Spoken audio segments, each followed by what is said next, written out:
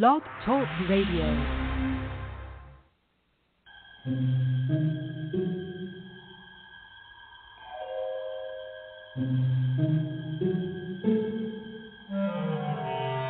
Archangels, ghosts, and Bigfoot, oh my.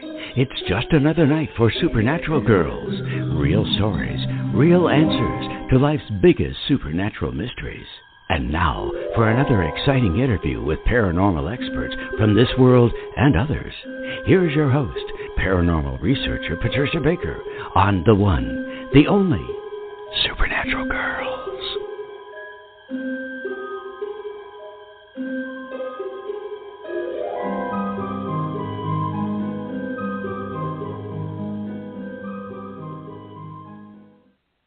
Welcome, everyone, to another exciting episode of Supernatural Girls Radio. I'm your host, Patricia Baker, and I'm here with my co-host, PK. PK, how you doing tonight all the way from Tucson? Doing great. It's nice, a nice breeze. It's beautiful today. Jealous Warm, here. But not overly hot. No. Jealous here. It's chilly.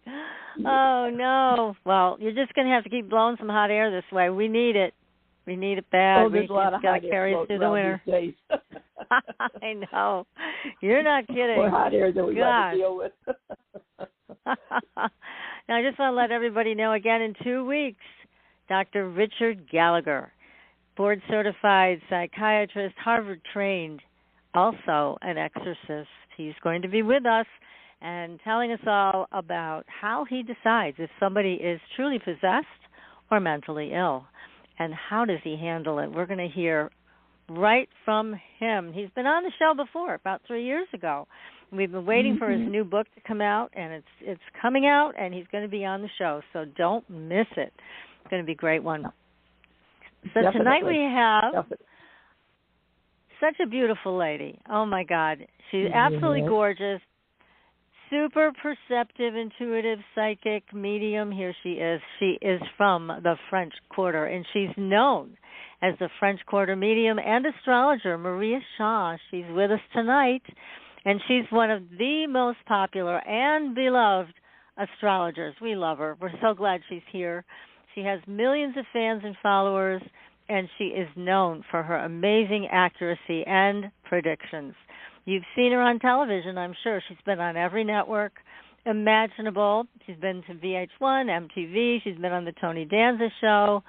And what was that other one I just saw? 90-minute something, fiancé, something like that. Looks very interesting. Oh, yeah. Now, it's the show itself. I know. I never even heard of it, but Maria's on it. It's got to be great. And, again, she is here with us only for a half hour, so we're going to jump right to Maria in just a minute.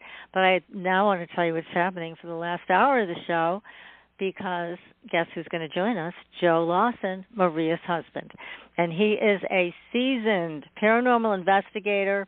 He is a master manifester, and he has a lifetime of adventures in haunted locations. And now that the veil is getting even thinner as we walk towards Halloween, he's going to tell us all about how he's been manifesting like crazy.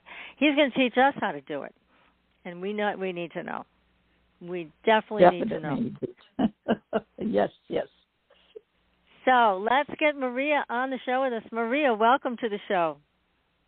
Well, thank you, ladies. Thanks for having me. And welcome to Halloween season. This is one of our favorite times of the year, isn't it?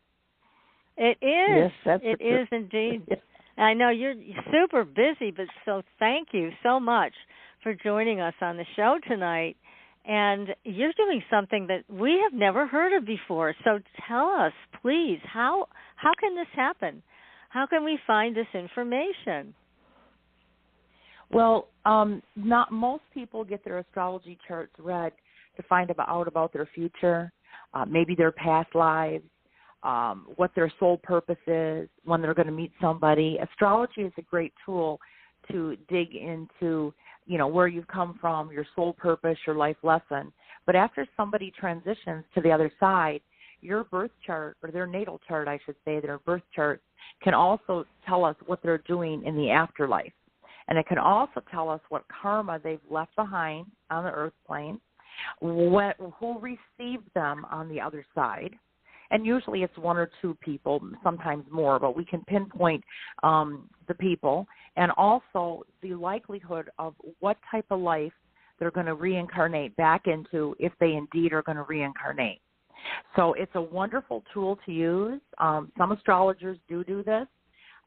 Some don't. I mean, they just do predictive type with the transits. But because my sun sign is in the 8th house of my chart, which is the house of death and the afterlife, I think I kind of gravitate toward sharing, some healing messages with people. It really helps a lot of people after you maybe deliver a message from a loved one and channel a message, and then you look into that loved one's chart and find out, what they're doing in the afterlife and what their karma is. It's a really cool technique.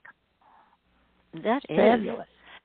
It's so much information. I mean, that's a tremendous amount of information. Now, do you do this for people in a single reading?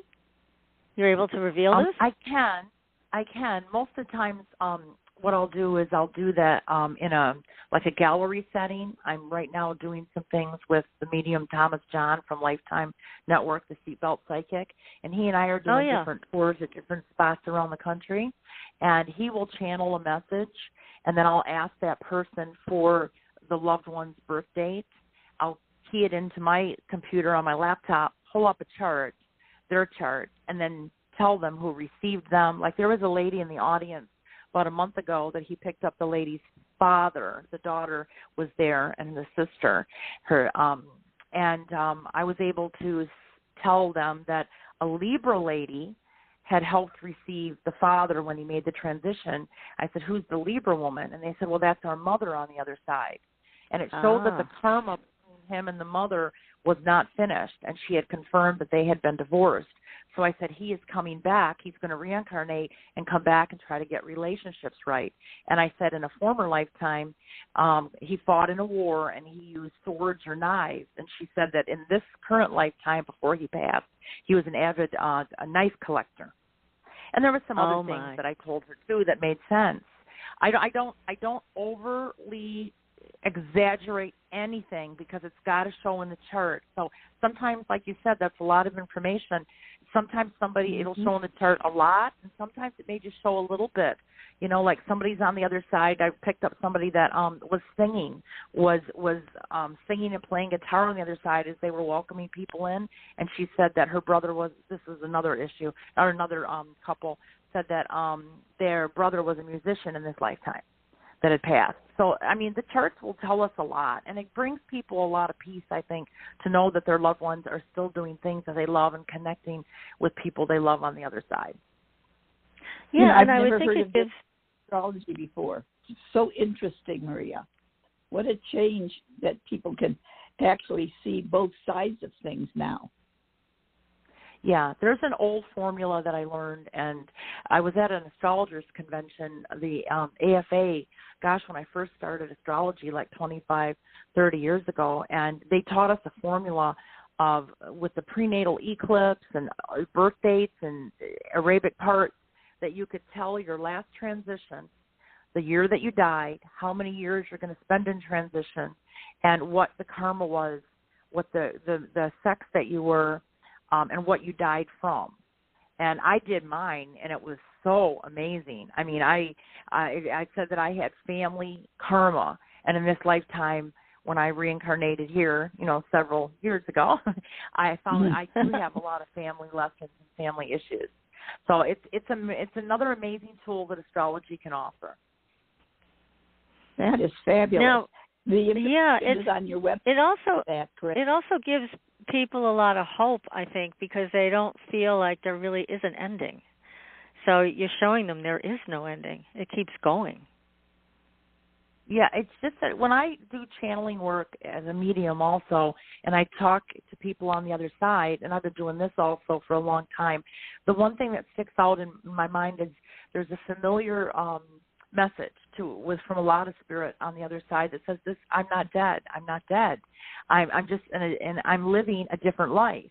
So even though they're not in a physical form living, our energy goes somewhere, right? So they're a form of energy, just like we're a form of energy sitting here talking through the airwaves here. Yeah, we're physically here, but they're in another dimension, still living life in another way. And I think that's what a lot of people try to get the message across to their loved ones. I'm still here. I can still visit you. You can't see me, but I'm here, you know. Yeah. And I think the best description I ever heard of death was when somebody said to a medium, it's like I was sitting in one chair, and then all of a sudden I was dead and I was sitting in another chair. That's how simple it was. I love that description. I think it just says it all. Yeah, there's just so many ways that people can, I guess, heal using the mediumship, those types of symbolisms. If I think the more spiritually evolved that we become, I'm not saying death is any easier if we lose a loved one, but we do have hope, like you said. You know, there's hope that there's more, and more people believe in reincarnation and karma and all these types of things. So I always figured that before I pass on, I'm going to state what I want to be in my next lifetime. I'm going to say I want to live in Italy, I want to have a charmed life, I want to be whatever it is, I want to be very detailed. So I'm affirming what I'd like to do, because I'm going to affirm on the other side with my spiritual guidance team when I come back, right? When I'm going to come back, what I'm going to be. But if I can do it maybe before I pass on in this lifetime, you know, close to the point of death, if I can remember, you know, if I'm of sound mind, I think I'd like to affirm that, just like we manifest. You know how we manifest, you know, that we want more money or we want a better job. Why not manifest what we'd like to see in our next lifetime? It sounds That's fabulous. a great idea. Do you do any teaching in that direction to help people learn which direction to go towards? Yeah, because, you know, our current chart will show us what our life lesson is, our karmic lesson, and our soul purpose. And we choose those things after we make our transition, and we work with our spiritual guidance team, our ancestors, our angels, our spirit guides, and we come up with a plan of when we'd like to come back to the earth plane, what type of body we'd like to be in, what challenges we want to face, what lessons we want to learn. And remember, the soul wants to get back to the earth plane to finish the lesson. So the soul doesn't mind taking on a hard lesson. The ego, when we're born into that body that we're going to use to help us get through these lessons, doesn't like hardships. So the more spiritually evolved we are, we're going to, you know, the more able we're to accept our karma and work on it. So I always tell people that are going through challenging times, you know, you chose this, your soul chose this. So you want to ask, why is this happening for me rather than why is it happening to me? You know, don't look at it from a victim standpoint. Look at it, why is it happening for me? How can it help me soul growth-wise? You know, and then I've been doing another class last month, and I'm going to be teaching it in Minneapolis the 15th, and then I'm going to be teaching it in Saginaw, Michigan on the 21st, what a soul does within the first 40 days after it leaves the body. And I did this as a webinar back in September, and people wrote me and said, you know, I thought this was going to be one out of the 4 webinars I did that month, that this was probably going to be one I wasn't going to be that interested in, but, you know, I signed up for the bundle, so I'm going to listen. And they said it was unbelievable that the information, I was even crying on the webinar, the information is so deep and powerful that it ended up being their favorite one. So most people need to, you know, most people need to recognize that, you know, death, that's a word, you know. We're not really dead. We're just in a different form of life, and we have plans, and we start right when we pass on. We start a process, and for the first 40 days after we pass, there's a different steps that we go through, and then the day of reckoning, whether we choose to come back right away, or right away could be 100 years, right, in soul life, or whether we decide just to stay on the other side. So it's a day of reckoning.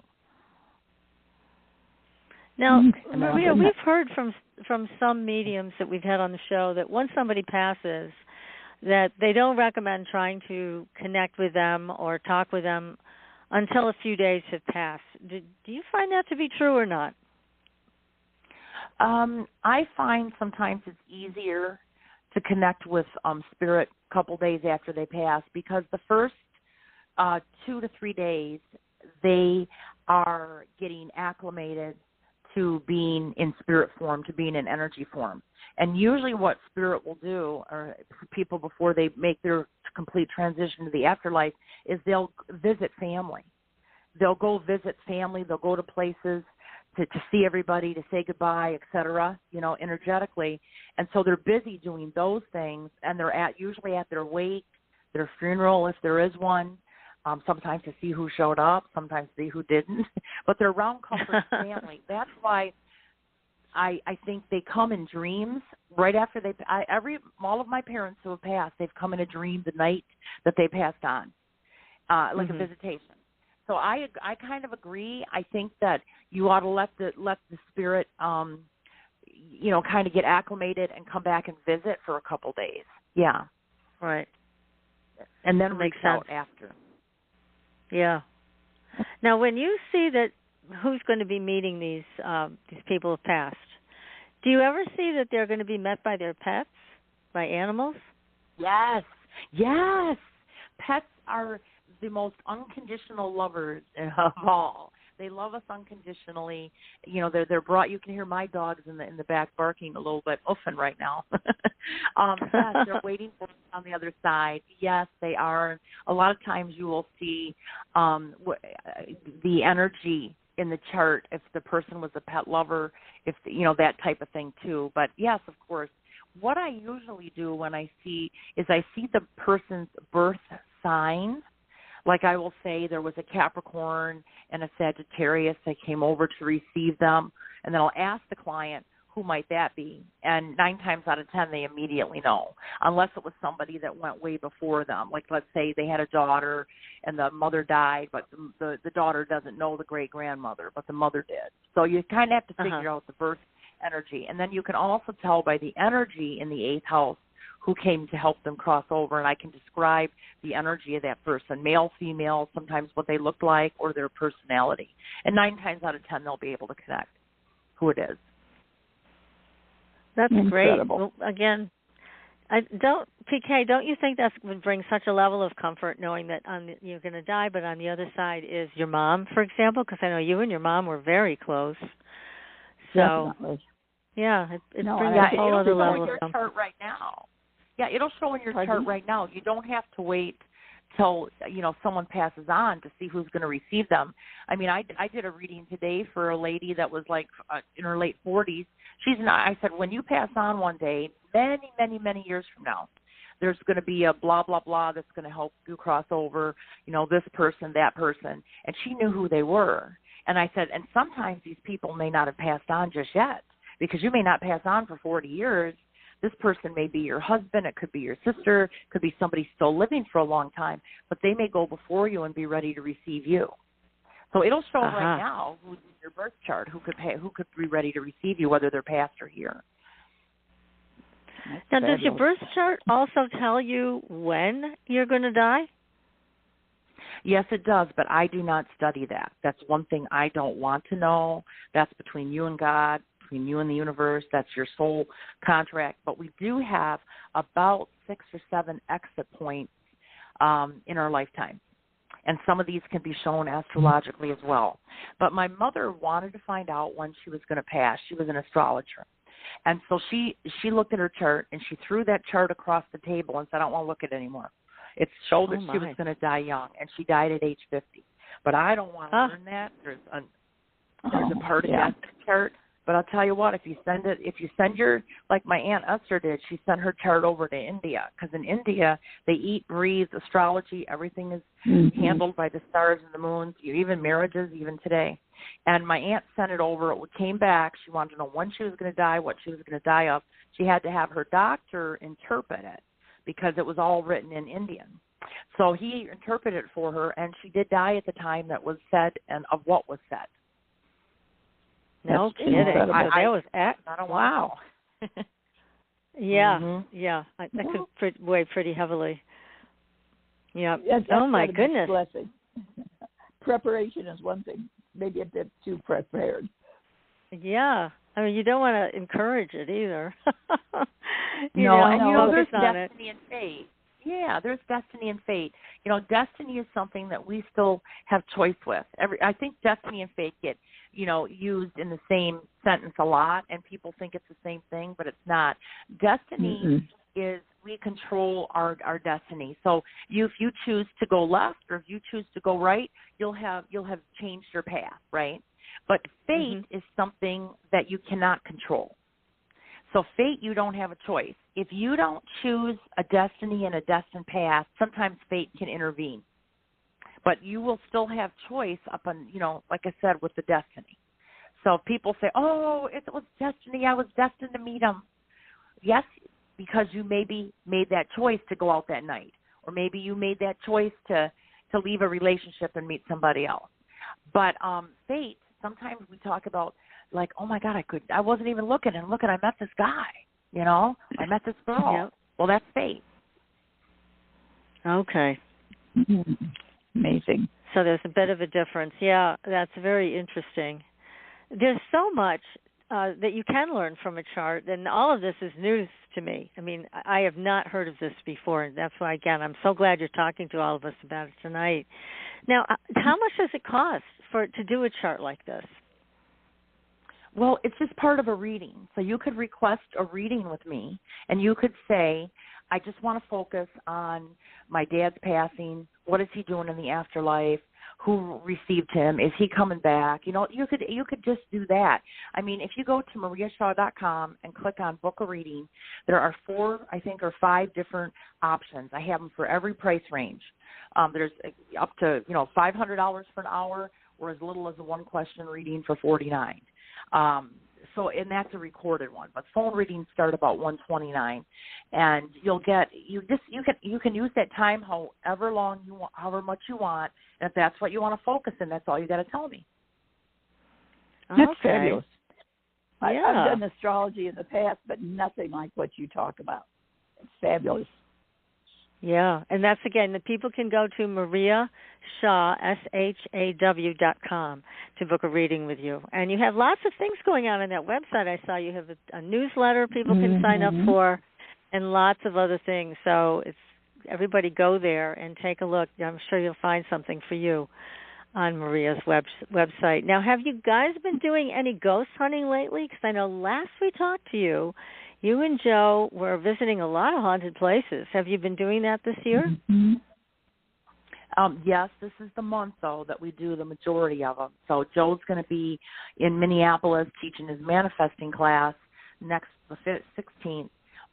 And we do a lot of crossing over galleries. But the following weekend, the last 2 weekends, we have a lot of, we have an extreme seance planned in Saginaw, Michigan. We have two haunted nights over Halloween weekend at a private residence where we were last year, where people were speaking in Polish, and we were able to make it out and then do the research and find out who was living in the house, and a lot of confirmation. So Joe will tell you all about that if you ask, but we're doing a lot this month because it is the veil, like you said. It's thinner from here to the other side. I mean, it's Scorpio season is going to be up on us the 22nd of October through November 21st, and that's when anytime you bring anything into consciousness, it's going to be stronger. So what do we do on Halloween, All Souls Day, right? We're all, communing with the dead and da. So we're able to bring all that into consciousness, and it gives it energy. So we're going to see a lot of spirit activity, this month and next month during Scorpio season. How exciting. Well, I'm all up for that. I can't wait. That's wonderful. And I do think, though, that, this year feels like it's much thinner than last year. Do you have that experience as well? Yes. I actually think that more and more people are into the paranormal and the spiritual and the psychic. They're all open to it. So when you're more open to it, again, you bring it into consciousness. Plus the planet Neptune, which rules ghosts, is in the sign of Pisces. It's natural ruler, and it's going retrograde. And when it goes retrograde, it pulls the rug off of whatever's hidden, of what lies beneath. So with Neptune retrograde between now and December 3rd, a lot more spirit activity. The veil seems a lot thinner because there's more. We can see more. We notice more. So I do believe that. Yeah, it's like an exciting time for the spirit world and us. That's for sure. Definitely. So was it when you do this kind of work for people and you look at who's going to be embracing them when they cross over, tell us anything you can about somebody's experience in hearing the news. I mean, did you ever come across somebody who wasn't happy to hear who was going to be meeting up with them? Well, I believe so. I'm trying to remember because I do this on a regular basis. When somebody gets their chart done, I'll tell them who's going to meet up with them, and they might say, "Oh, that's my mother-in-law or my dad that left me when I was younger," and this or that. And I said, "Well, wait a second. It may not be that person. Just because I mentioned a Virgo or somebody born in late August, September, doesn't mean that it's going to be that person. Because I may be reading for a person that's 40 years old or 50. They may not have met everybody yet. Oh, so, okay. See what I'm saying? They naturally, they always look to see who they know. And usually, whoever you really, really want to see again, those are the people that are going to come. You know, you're not going to draw, your soul isn't going to draw somebody to come receive you that you don't want to see. See, that's one of the things that people are very fearful of when they're ready to pass, is some people hang on even though the body is just exhausted and the doctors keep saying, oh, they're going to go any day, and they hang on for 3 months later. It's out of fear. They don't want to meet certain people on the other side.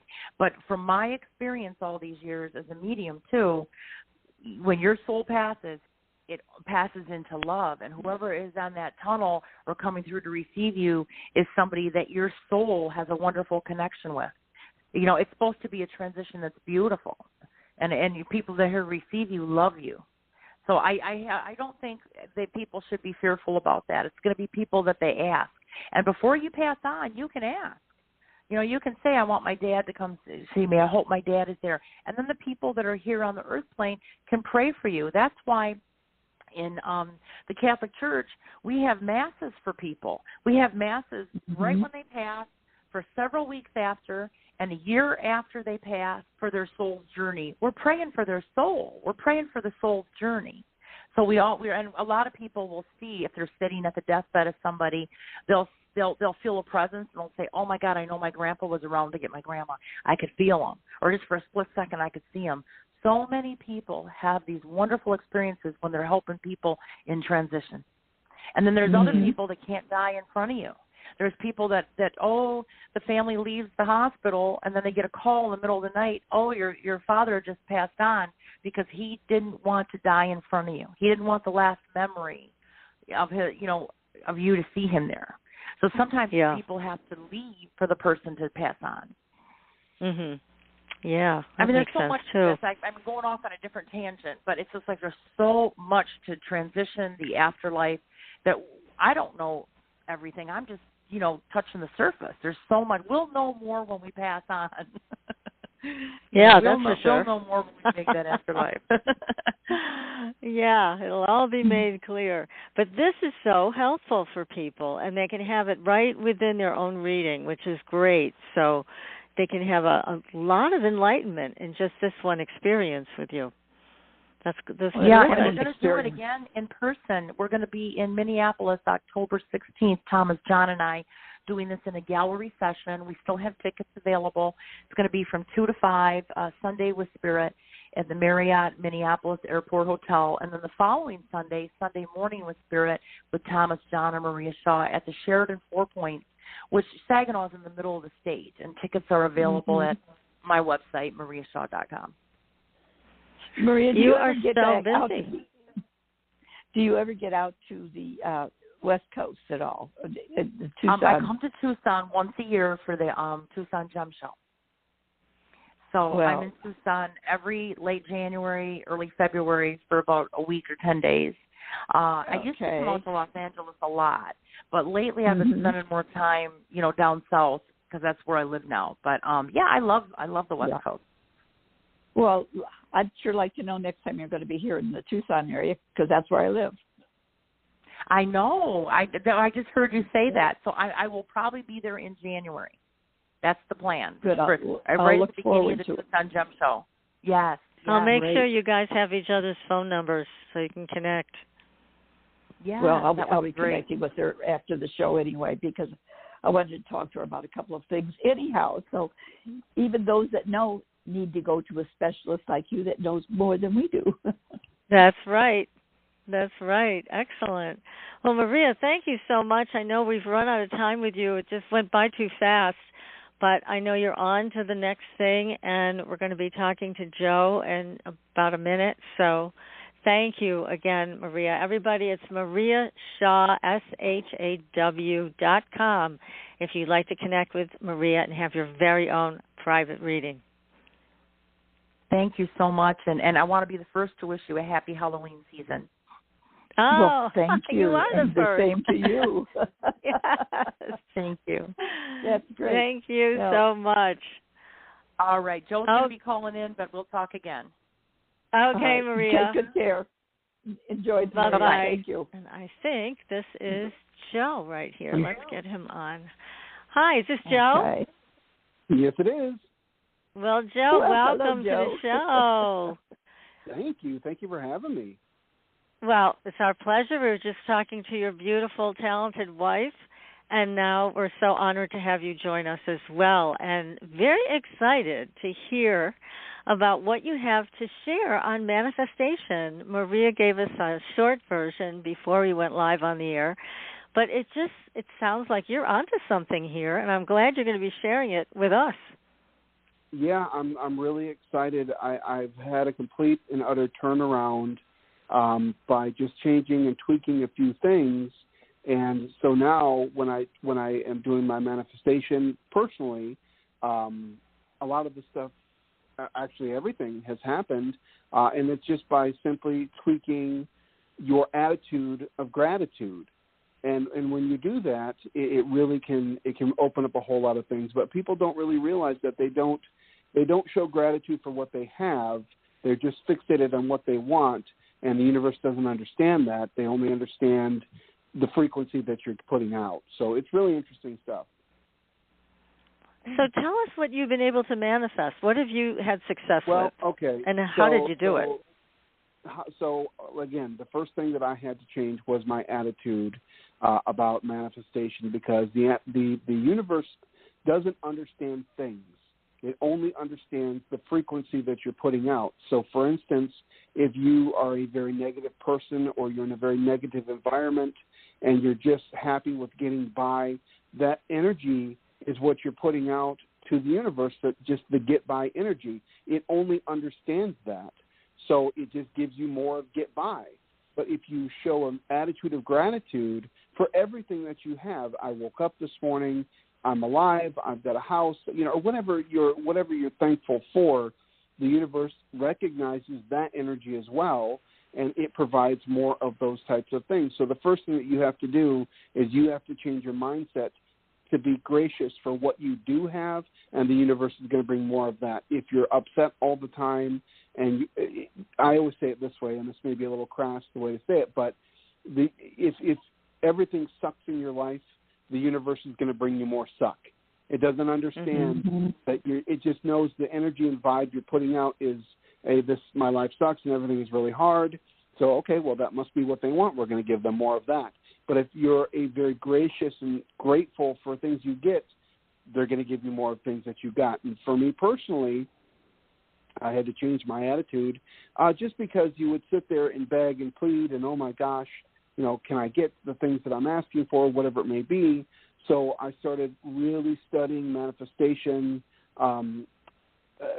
Goddard's technology theories and things like that. And what I personally started doing was not only just, I'll give you an example. The very first thing, the big thing that I manifested and I set my sights on it was my camera, my Canon 5D Mark IV camera. And I really fixated on getting that. And so much so, I would meditate every single day, and I would visualize me having that camera. And not just me getting the camera, but having the camera and what I would do with it. so much so that I knew that particular camera is a heavier camera, so I would slouch over because I knew that once it's around my neck, it's really going to be weighty. So I would visualize myself carrying that camera around. I would even cup my hands because it's got a side gun on it, and imagine myself carrying it. I could feel the weight of it in my hand, and I got that thing within 21 days. Oh, my goodness. That's very, very good. But again, this is a lot of the stuff that you're saying, we've heard it before. I mean, the Esther Hicks work also talks about the same thing. The Secret talks about the same thing. So it's just, yes, the attitude of gratitude is important. But there's also a fine line between dealing with your stuff and just pushing it aside to have a different attitude, isn't there? Absolutely. But this is where accountability comes in. If you want to manifest the things that you want, you have to take responsibility for your life. I also say this too, though, like the universe, like there are some things, and this is just a flat fact, there are just some things you are not going to get, and that's just how it's going to be. And a lot of that may be because when I teach my class, this is what I tell people who are trying to manifest something, that is this a realistic manifestation? And what I mean by that is, okay, so for instance, pretend that right now my manifestation is a black Dodge Ram truck. Let's just say it's that. And I'm really fixated on this, or somebody's fixated on getting a black Dodge Ram truck. Realistically, can you afford it if it is all of a sudden gifted to you? Do you have the money for insurance? Do you have a place to park it? Do you have a garage to put? Those things, the realistic, if you got your manifestation, the thing that you are manifesting most, could you handle it? And I say that with anything because a lot of times people will manifest money. Oh, my gosh, I want to be a multimillionaire. Are you realistically able to handle that lifestyle? If you all of a sudden won the Powerball tomorrow and you are in a completely different tax bracket, most people who get into that situation who are not prepared have lost every single cent within 3 years. So when you're manifesting those things, the universe knows what kind of person that you are, and sometimes it's just not going to give you the thing you're trying to manifest if it's known it's not for your highest good, because you will not have room for it. It'll end up ruining your life. So sometimes it works that way too. Yeah, that's right. I mean, you're quoting a statistic that's true. I mean, a lot of people spend their lottery within winnings 3 years to the point where they're completely gone and right they have nothing left. Started. Right, exactly. In worse shape sometimes. Definitely. Yeah. So that's not sometimes they're thing. actually worse off than they were. Definitely. Right. That's so they can't support that true. type of frequency or that type of energy. It's momentary rather than something that can be continuous. So when you see yourself, let's take your camera for example. When you see yourself with this camera, it sounds like it's also important to see yourself successfully using the camera, having it for a very long time. The things that come from this, right, all the good you do with your camera. So it seems like there is a piece of longevity that needs to be added to every manifestation. Absolutely. You have to think long term when you're manifesting things, and that's why when I do my class, I would say 70% of the people who attend my class, it's always money. It's always a Powerball win or things like that. And so that goes back to what I was saying earlier.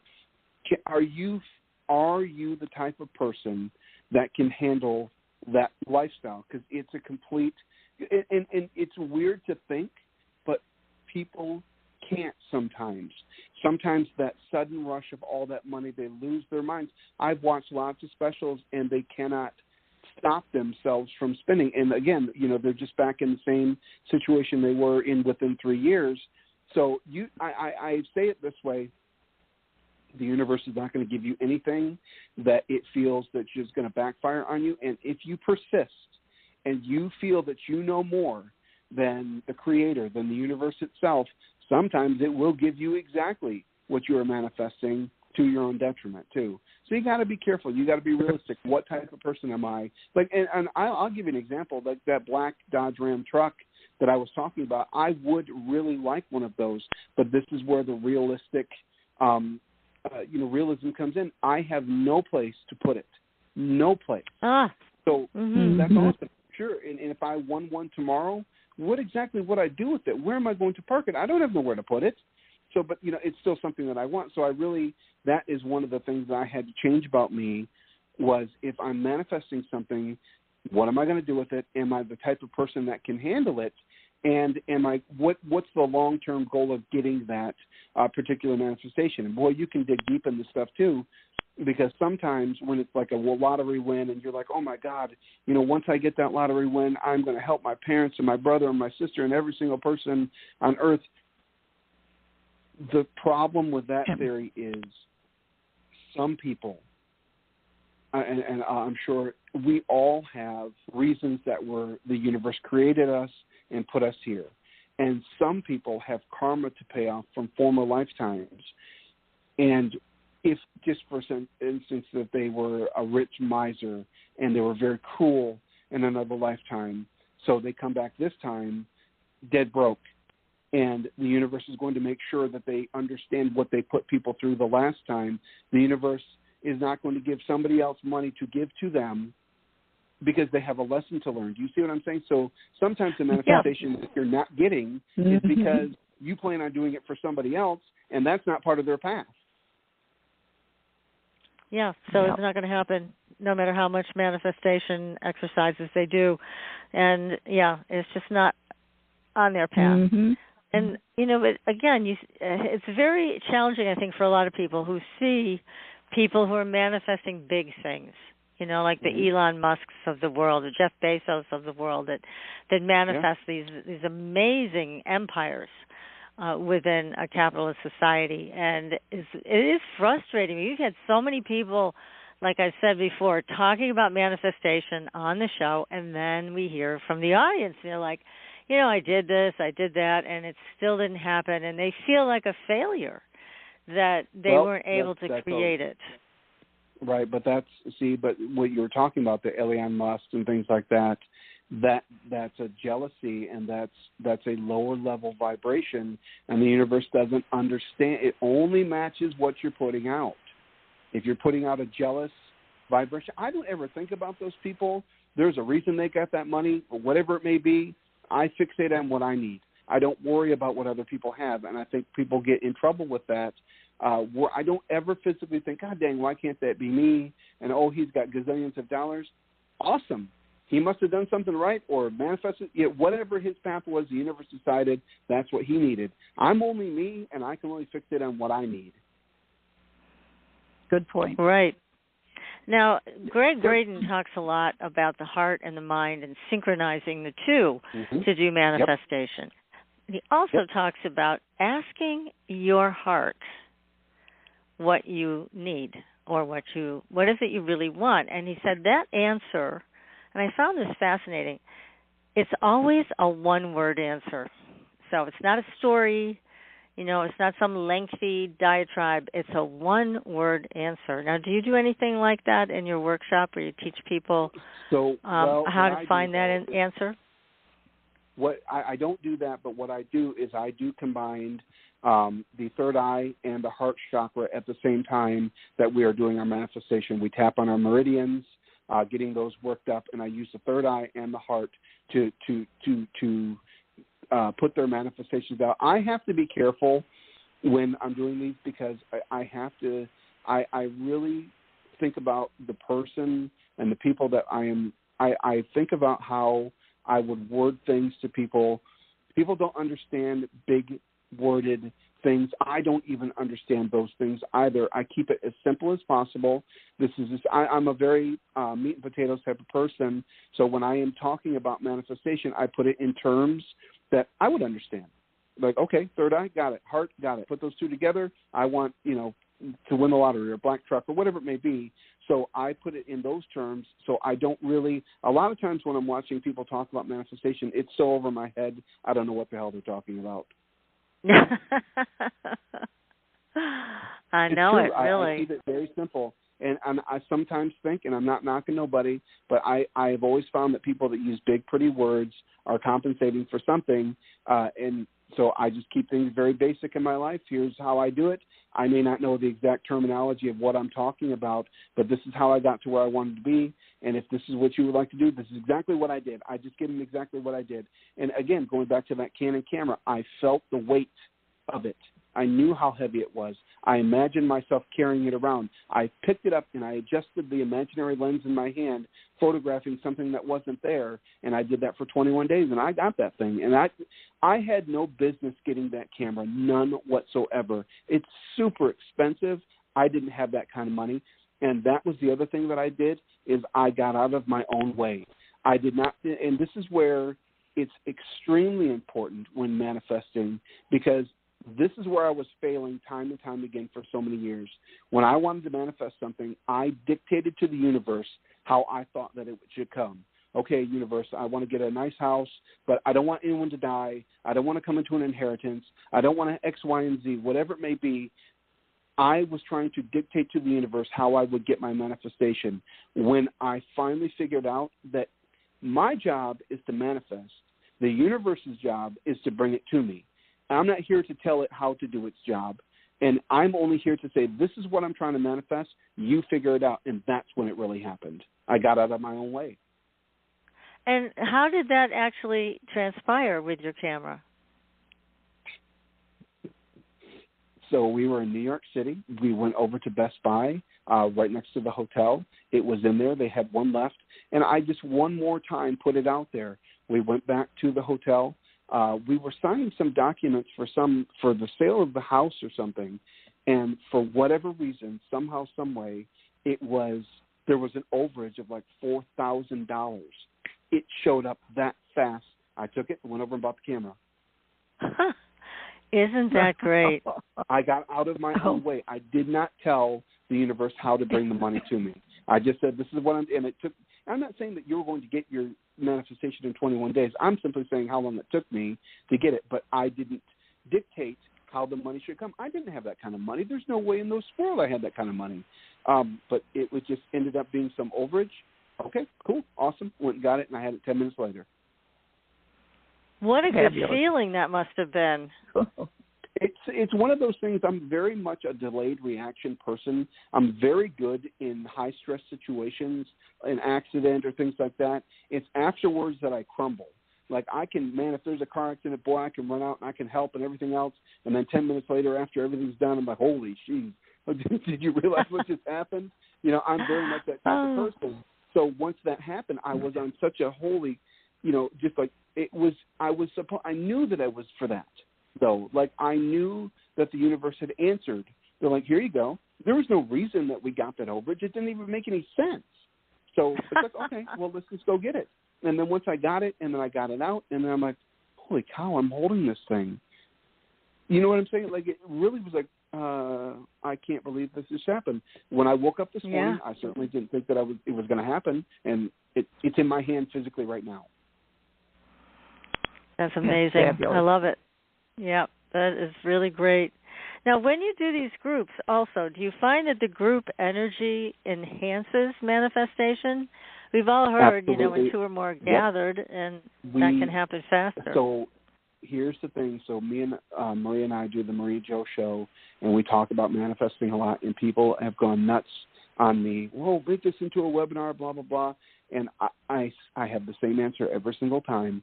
Maybe someday, but right now, when we gather physically in a room, that's when things happen. There's a big difference between trying to manifest between a screen and myself talking to a TV or doing something. But I have found when we are gathered in that energy, and I'm loving and supporting you, and you're loving and supporting me, and we've created this big ball of energy, that's truly when things happen. I prefer it at this point doing it in a class setting because you're putting something out, I'm putting something out, and we have created this energy together, and that's what the universe understands, this big positive energy. Wow. Well, that seems to make a lot of sense because, again, that's one of the consistent things we've heard that makes things much more powerful is combining our energies for all of what we want to achieve. So, but I also add this real quick. Let me say this with the class. Yeah, no, go ahead. I add this portion to it for people who are coming to my class. Your manifestation, whatever it is you're trying to manifest, when you sit down and say, okay, I'm going to manifest, let's just do the black truck thing again. Your manifestation, whatever it may be, needs to be so crystal clear that a stranger walking by knows exactly what you're manifesting. You could hold up a photograph of what you're manifesting and, he's manifesting a black truck. There it is right there. Whatever you're manifesting needs to be so crystal clear that a stranger walking by could see a photograph and not even question. They know exactly what you're trying to manifest. So I always say the same thing, and I have it right on my phone right now because we live in a digital age. Whatever you're trying to manifest, if it's a physical thing, have a photograph of it as you're opening on your screen on your phone, your home screen. Good so idea. That's the first thing you've seen every single day. And right now I currently have that, what I'm trying to manifest, on my phone right now. And every single time I do that, I end up getting what I want. I That's like fabulous. that. Definitely. Because we don't So live you like don't we really, used to. Like before No. we would have a Polaroid or, some photograph, but we have, ease access to photos in our phone every single second of every day. But if you make that your front screen on your phone, so when you pick up your phone, hey, that's what I'm manifesting. There it is right there. You see it. It's always a reminder. You're telling the universe, this is what I want right here, and I'm seeing it every single day. So it's always a constant, the energy that you're putting out that this is what I want. Wow. You I've think got to there's get a great picture there to put on my screen. Right. What did you say? Find that there's a long, is there a I'm long sorry? time between what you manifest? When you manifest something like that, you have your picture there. What duration of time? You had said something about 3 weeks or whatever. Yep. Is there a specific time zone that we look for? Well, so I always do the 21-day theory on one single item that I don't let the audience do more than one thing. I say when I do my manifestation class, I tell them to pick one thing that they need to manifest. And it's so crystal clear that a stranger walking by knows what you're manifesting. But I always say this, if it's a home, for instance, when you're sitting there in my class and we get into the manifestation portion of it and you're doing your visualization, whatever it is you're visualizing, it needs to remain the exact same for 21 days. And I say it this way. So just for instance, if it's a home and you need to know exactly what that home looks like, what the porch looks like, what the front looks like, what the grass looks like, and that's what you stick with for 21 days, not the next day when you do it. I was like, oh, yeah, I want to make sure I had the pole barn too. Nope.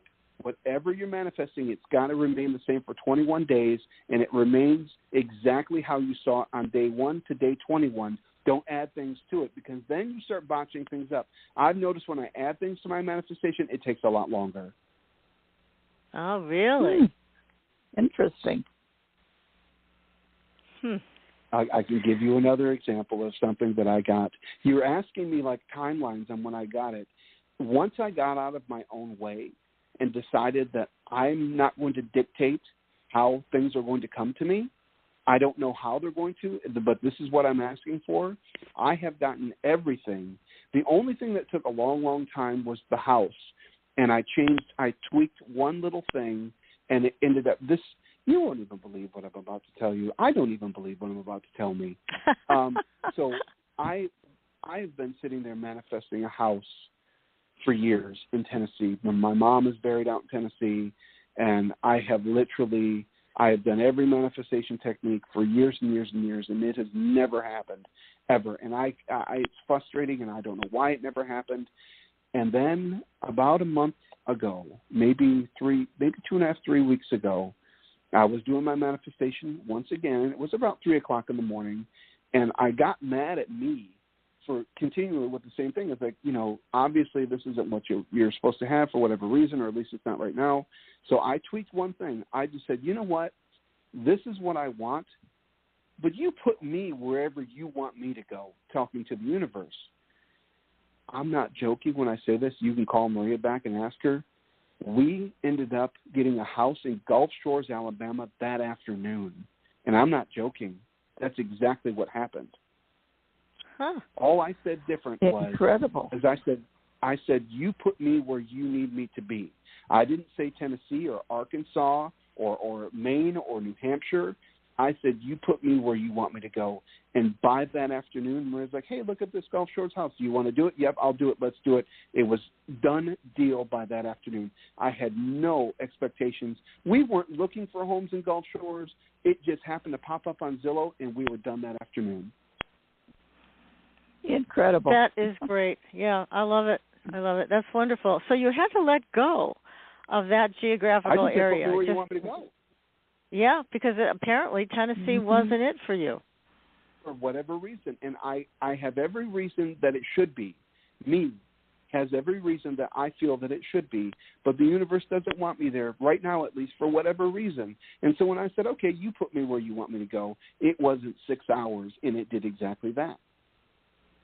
And when you saw the house that Maria was showing to you, you felt like you felt it, right? You felt it and said, that's it? Weird. That's the one? We were just, it was what it needed to be. I said, I don't understand how it all works sometimes. It was just, it shouldn't even have popped up on Zillow. I wasn't looking for anything. I was sitting and reading my emails. And then I was like, oh, look at this. It was a house here in Michigan for sale on Mackinac Island. And I said, oh, look at this, such and such's house has come up for sale. And I noticed underneath it said homes in Gulf Shores. And I'm like, oh, Mackinac Island. Well, why is this popping up? So I just clicked it, and it came up. And then within 45 minutes, Maria's like, you want to do it? I'm like, yeah, let's do it. It happened that fast. Gosh. That's fabulous. And that's when you know it's really right, too. Yeah, because it's when it's easy like that. Right, but the house had 3 other offers on it. There was no reason we should have got it. We just called, and the guy's like, oh, yeah, we got 3 other offers. I was like, oh, shoot. Okay, and then we went into the grocery store, and we came back out, and he called, like, hey, he's like, well, what are you offering? And Maria goes, well, we'll just do a full-price offer. How about that? And he goes, yep, I'll take yours. It was that fast. Wow. Oh, my God. That is fantastic. I love it. I love it. I love it. Isn't that great? Now, what about health? Because in this day and age, a lot of people have a tremendous amount of health problems. And if it's a chronic issue, the AMA way doesn't do anything to help it. So how can people use manifestation techniques to improve their health? I think that when it comes to, I am a firm believer in 80 to 85% of health issues are what you are putting into your body, what you are consuming. So if you are willing to make the changes, to do things that look, I love a Big Mac just as much as anybody else does. I know that garbage isn't good for me. I know that it isn't. So if you're willing to make the changes and you're willing to manifest better health, I said this in the beginning of the show, it is accountability. If you're truly wanting to change your health, then it starts with you. You have to do everything possible to change your health. And again, it's all vibration. If you're willing to put in the effort, and the universe will match what effort you're putting out. So you're talking about really important lifestyle changes, diet, exercise, choices, and all the way down the line. I'll tell you one thing that I have found within the past month, I started this the past summer, is the intermittent fasting thing. Boy, that stuff really works, and I have read more into that and the reason why it works. And it all stems from because my mom's cat got sick. And when animals get sick, the first thing they do is stop eating. And we all, oh, God, Sally, the pet cat needs to eat, blah, blah, blah. The reason why is because the body knows what it's doing. And when you stop and you start fasting, the body starts to panic, and it starts to eat things inside of there. It gets rid of fat cells. And once those are gone, it looks for anything else. So it gets rid of negative bacteria. It'll eat cysts. It will eat anything it can do to keep itself alive. So a lot of people's health improves from that intermittent fasting because the body goes into, hey, we got to do something mode, and it ends up being better for them in the long run. That stuff has really worked. So I'm not telling, it may not be right for everybody. I'm just simply saying what I have found that really it gets rid of a lot of the health issues that I have had in the past, severe allergies and things like that, because it got rid of that negative bacteria in my body. That's wonderful. It's a fairly easy way to do it, and with the intermittent fasting. But what about other ways? Like once you, let's say you clean up your diet, you're taking a lot of supplements, you're visiting a functional medicine doctor, and you're getting a lot of good guidance on what to do next. But there's still something else, especially with the chronic condition, that is creating this hamster wheel of chronic pain or whatever. Well, so using manifestation to get you to the next level, what would you recommend? I'm going to be honest with you. I think if you have noticed, and I have noticed, a lot more people are more sick now. And I can't speak for generations before me because I wasn't there, but it seems to me that more people are sick now more than ever. And my personal opinion is because the earth is off its kilter. It's not in perfect harmony anymore. The earth vibrates to 432 hertz in perfect harmony, and we are not vibrating that anymore. So a lot of people's pains and chronic anxiety and injuries and things like that are exacerbated because it is off of its axis. Think about how the world is right now, even compared to 10, 15 years ago. Though that energy is creating this illness and sickness. This is my personal opinion on this, but that vibration is agitating people's illnesses and sicknesses and things like that. So when they're manifesting things, I say the same thing. If it's a health issue or even something that you want, you have to create your own harmonious space in which to do it. You have to have a room, an area of where you're going to go and manifest this that is vibrating back at 432 hertz, that is a positive space for you to do it. Some people just sit and manifest, I want to be better, and sitting on their couch watching horror movies or whatever it may be, something that's negative and creating a negative vibe. I love horror movies. Don't get me wrong. I absolutely do. I'm just saying that when you are manifesting, you have to be in the most positive environment you can make. Again, personal accountability, even if it's a rough home or things are you're with a negative partner, which I found is a lot, can create a lot of reasons why people don't get what they're manifesting because the energy in the home is very heavy and they're with a negative partner or whatever it may be, or they don't believe in this and this is nonsense, and those are all negative vibrations that get sent out at you. So when I'm very big on personal accountability for things. If you truly want your health to improve, the first thing I would tell somebody, create a positive environment that you go to meditate every single day, to do your manifestation work. Create your own 432 hertz manifestation area. That makes sense. And there's also a lot of people that have composed music, and underneath it is the 432 and other hertz that you can listen to, and so you can play those. We do solfeggio meditations on every show we do. That's great. Well, I've just got to make my list. I'm going to be busy 21 days after 21 days. Well, the 21-day thing, in my personal opinion, the 21-day thing is it may not come within 21 days, but the reason is because if you want to change a habit, it's 21 days. If you're serious about what you're trying to manifest, you give it 21 days, and then the universe understands, okay, they're serious. This isn't a fly-by-night thing. Oh, now I want a jet airplane, or whatever it is you're trying to manifest. For 21 days, you have dedicated to this is seriously what I want. I'm not changing it on day 15. That's why I said the manifestation can't change. It absolutely, from the first time you do it, if it's a home, it needs to look the same on day 1 as it is on 21, and the universe understands, okay, this is really what they want. This isn't just something they're going to change their mind and, something else I want now. So that's why the 21 days. What's that mean numerologically, PK? Boy, that'd be a Maria question. I can't answer that. That'd be a Maria question. But PK can answer it, I'm sure.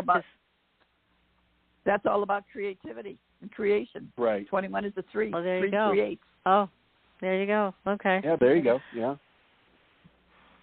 Gosh. Definitely. Well, this is great stuff. And now, if people want to take your class, how do they get a hold of you, Joe? Well, actually, Maria and I, we use her mariashaw.com because my classes are located on there. I'm going to be in Minneapolis, Minnesota next weekend, and then I will be at the Cosmic Connection Convention at the end of October, the weekend before Halloween. Gosh. All right, everybody. Now, do you also teach this on Zoom or Skype? I mean, what if people can't get Not you yet. physically? Nope. Not yet. I Oh, like my gosh. Nope. I really enjoy the portion where we're face to face because I feel that energy creates the manifestation.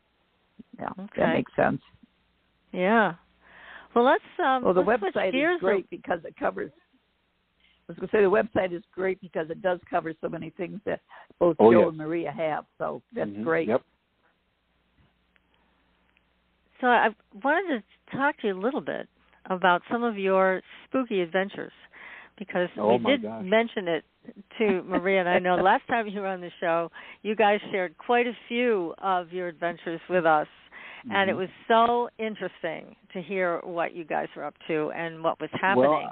Well, I got a new one for you. All right. We want to hear. So this past May, we did the Pennhurst Asylum in Pennsylvania. And the Pennhurst Asylum is known as the shame of Pennsylvania because they literally tortured the patients. It wasn't they were getting something out of it. It wasn't lobotomies and things like that weren't necessarily in any way, shape, or form to help the patient. They were there to experiment, or the doctor, and this is they would do it because he was getting a rise out of hurting these people. So, Pennhurst Asylum is called the Shame of Pennsylvania. That place is so incredibly active and haunted that we didn't even get through the tour before stuff started happening. And I always lag behind when we're doing a tour just because I'm making sure my group is all together and no one's straying and things like that.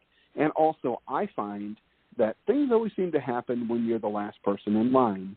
And sure enough, we got to go to we were the first group ever, and this means over little Zach Bagans and all the rest of the TV shows, we were the first group ever to go into the hospital portion, which has been closed since the actual asylum closed. So we were the very first group. So I was like, woohoo, this is going to be awesome. So I lagged behind, and somebody was behind me, and I said, listen, why don't you guys go ahead? I'm just going to make sure all my little ducks stay in the row that I need them to.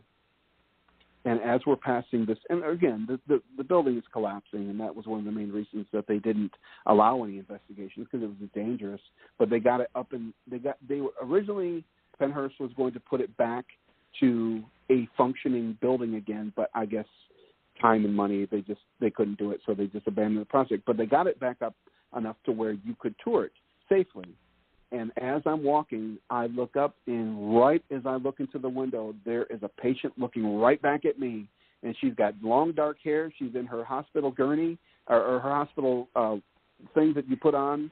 The gown? Hospital gown. Yeah, gown. That's what I'm looking for. She's looking at me, and I am looking at her, and I don't know what to do because I wasn't expecting it. Because, I mean, it was clear as day, and I'm thinking, okay, is this an actor, or are they, because they do, most of those asylums, they'll do like a Halloween, haunted house thing right around right now, but this was in May, and she looked at me, and I don't think she expected me to see her either, because the look on her face was, oh my God, that guy is seeing me, and I'm like, oh my God, I'm looking at her, and she was gone within an aisle. I had to go get the tour guide. I'm like, you're not going to believe what I just saw. And I guess it was one of their famous patients, and I'm one of two that saw her. So that was super exciting. Gosh, yeah, it's too bad that there wasn't a camera on it. Maybe you could have caught a picture. You know what? They do that every damn time.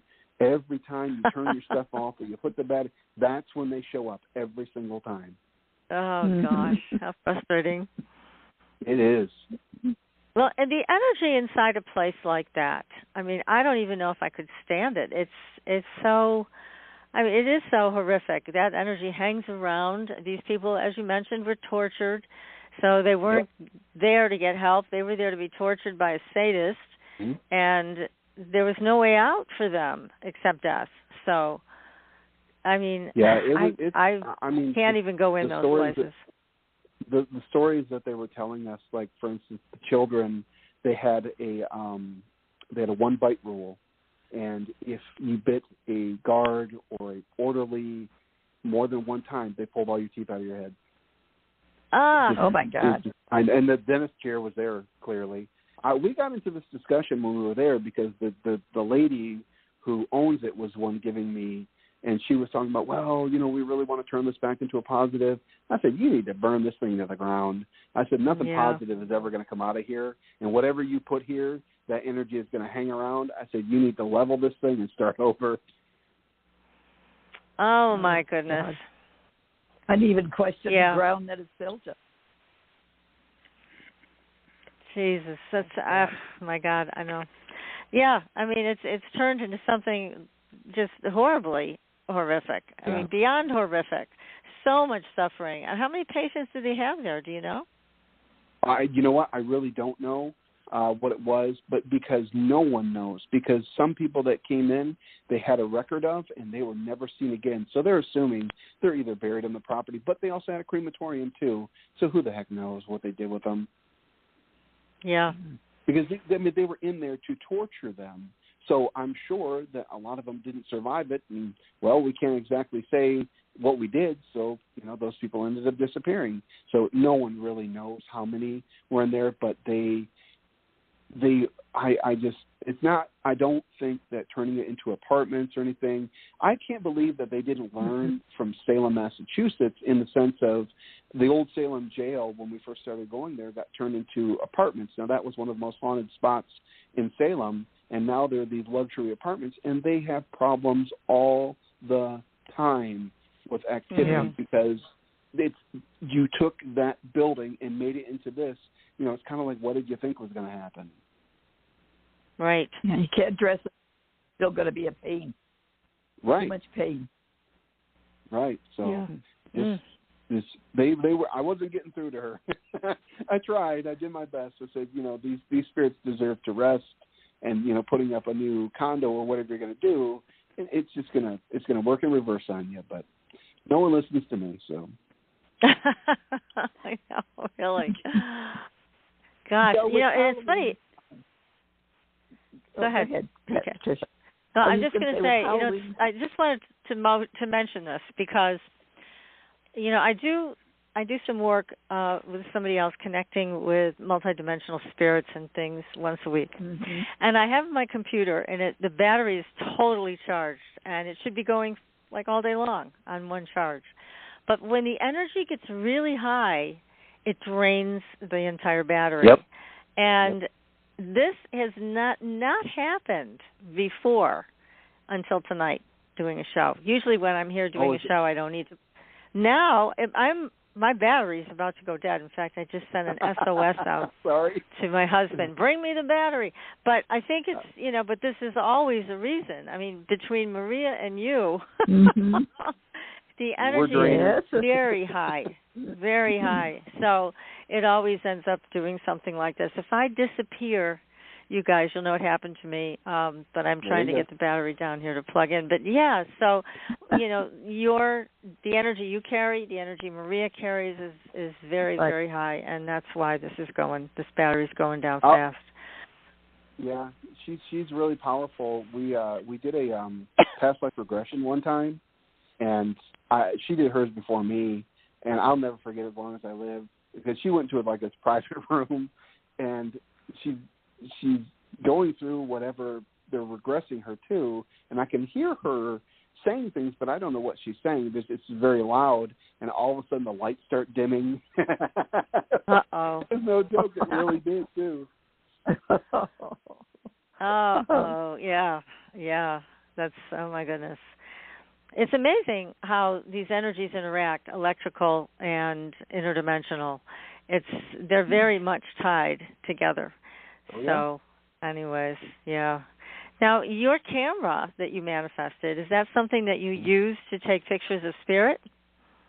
No, I use it. I do. I like nature, so I put together a calendar every single year of nature. And that's why I wanted it. I wanted to do that, and so I use it for that. I really like being outside. I currently am sitting here in Traverse City, Michigan. I am looking out at the lake, and the window's open, and I'm loving it. So I right before I went on you, the sunset was out there. I took a photograph of that. So that's what I like to do with it. Oh, that's great. That sounds wonderful. So it really brings you a lot of joy then. I found that I'm not a very good person photographer, but boy, nature I'm pretty good at. I can do that. That's tremendous. Oh my goodness. Well, I know PK, you had a question. I'm going to put myself on hold and try to get the battery down here before I disappear into thin air. So go ahead and ask your question, and I'm going to make my phone calls to get the emergency plug. Good luck. Joe, what I was curious about, this time of year, do you find that there's more activity going on, say, I'll say graveyards, churchyards, and such as that at this time of year than there usually is, or does it not make a difference? Oh, it makes a difference. The earth is changing, and the earth is talking, and she's going to sleep, and that energy puts out that death energy because, it doesn't sound nice, but that's what's happening. The leaves are dying, and we're getting into Scorpio season. So you can incorporate astrology into this. Scorpios rule death and weird things and sex and, all these the lower type of things that, ghosts and stuff like that. So when you get into Scorpio season, it does bring up more spirit and more ghosts and things like that. So, yeah, ever since it turned October, the house here in Mackinac has been extremely active. I ain't done anything different. And I just told Maria today, because we have two little toy Shelties, I swear to God, we have an extra dog. We have three somehow. And I was doing something with them, and Jack ran past me, and then Holly ran past me, and then another one ran past me. I was like, what the heck just happened? We don't have three. And I looked in, and they were sitting in there on the couch, and they actually made space between them for the extra one, which I couldn't see at that point, but I physically saw it run right by me. For heaven's sakes. Incredible. Well, you get such strange feelings about this. And, of course, my birth month is October, so I used to attribute a lot of that to that element because of the changing over that we go through. But I keep picking up the issues that are ongoing right now, and with what is transpiring worldwide, do you find that it's heavier at this time than it has been for quite a while? Yeah, we're really in a lot of trouble. That's what I was saying earlier in the show. The Earth is off of its axis. It's in perfect harmony. We vibrate at 432, but now we're vibrating at 440 hertz, which is chaos, and it's being done on purpose. And if you look back in history, back when Hitler had taken over, or any of his speeches, he would vibrate 440 hertz through the crowd to get them agitated and worked up and upset. And he did that on purpose because he knew what that would do to people. And now a lot of what we're doing is vibrating at 440. It's agitation. I was just talking to my dad about this very theory the other day. I said that, people, they're always upset all the time. But God, we could go in totally different direction with this, but it's my personal opinion. Just because your TV is telling you to be upset every second of every day, and they're creating chaos, and the brain can only handle so much, and it doesn't matter what we do. Oh my God, a storm is coming. Oh, we're all going to die. And as soon as that's done with, holy cow, this is on fire. There's nothing positive anymore. Those positive stories that news outlets used to put out, they don't even bother. Now it is. No. And it really is anything. If you don't buy our insurance, oh my God, you're paying too much and you're just putting your family out. If you don't eat our food, you're eating the wrong thing. And God, you're just going to get cancer. It never ends. There's no positive anymore. I'm back, guys. Thank you. That we could, no problem. Is there anything we could? I'm glad you're back. You've got a personal accountability. You have to create your personal 432 hertz space. But I say the same thing. If it's causing anxiety, turn it off. If it's not making you smile, turn it off. If you're watching TV and the TV commercials come on, mute them, because they're all designed to get you anxious and worked up. Every single one of them now. I noticed it with the children as well. I've got a granddaughter that's in 6th grade, and her and her friends, I'm watching them and how they interact with one another. It's totally different than what I recall. Of course, that's so many years ago. But people they're not kind to one another. Well, so the thing is, there's something missing. Yeah, I've talked about this at length. The truth of the matter is the bullies you grew up with are still bullies today. They're just online now. They're the exact same people that they always were. Time didn't change them. They didn't grow into a better person. They suck as much now as they did back then. And the amount of bullying that goes by, I read something, and this is the most God's honest truth I can say, is don't ever read the comments on something, on a thread about something. People come out of the woodwork just to be cruel. And I personally feel it's because they can hide behind their computer. Back when, my growing up was 70s and 80s, if you talked to somebody the way that people talk to just by saying hello now, you get punched in the face. But now there's no fear of that. I can be in Paraguay talking to you any way I want to. You're not going to do anything about it. That's where we went off kilter, because there's no fear of you doing something about it. Right. No, it's terrible what's happened today, and also talk about spooky.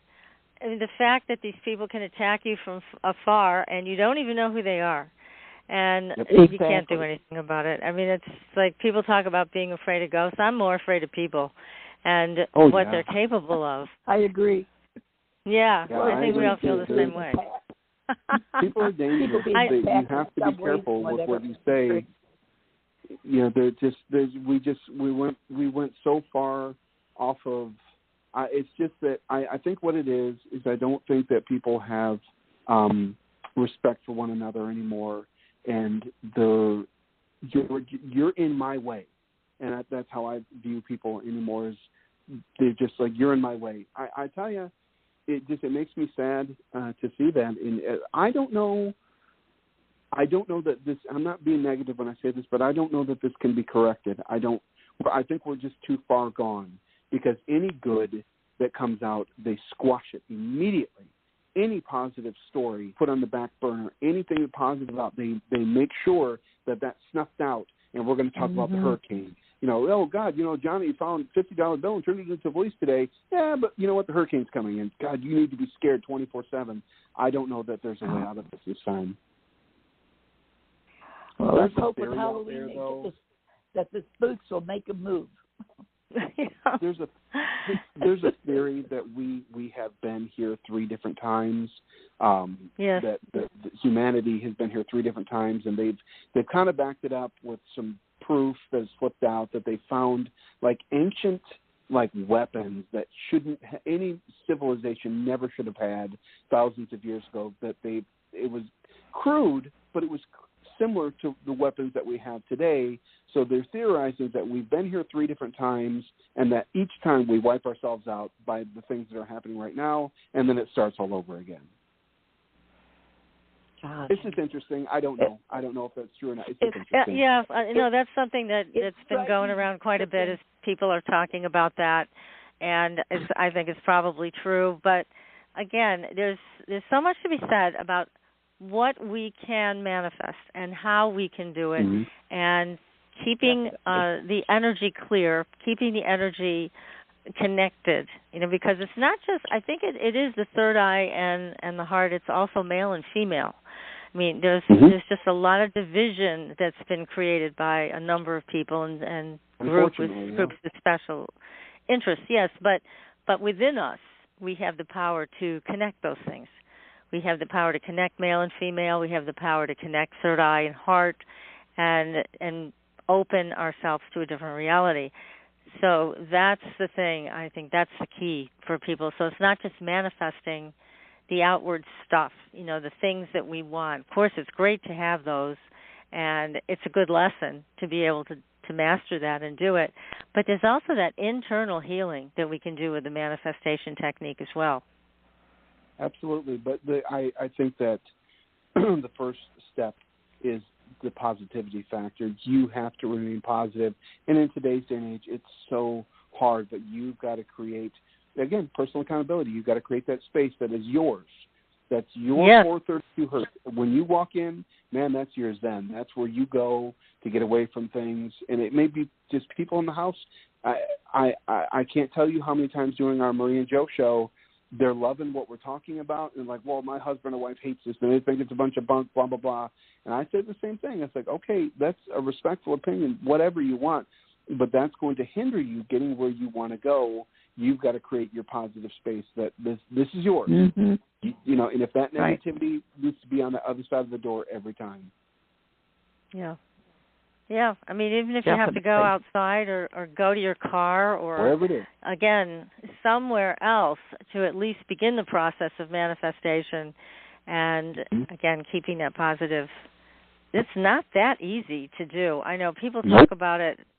Yeah, it's like it is not that easy.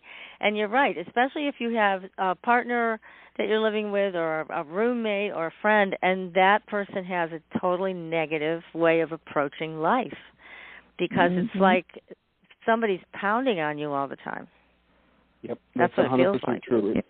It's really hard. It's no joke, but you've got to step up and make it so that your little space is your little Shangri-La, and that's where it begins. In my opinion, I had to change my attitude to.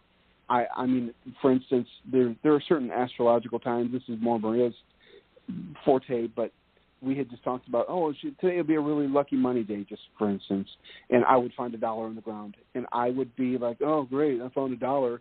Man, dude, I found $1. This is awesome.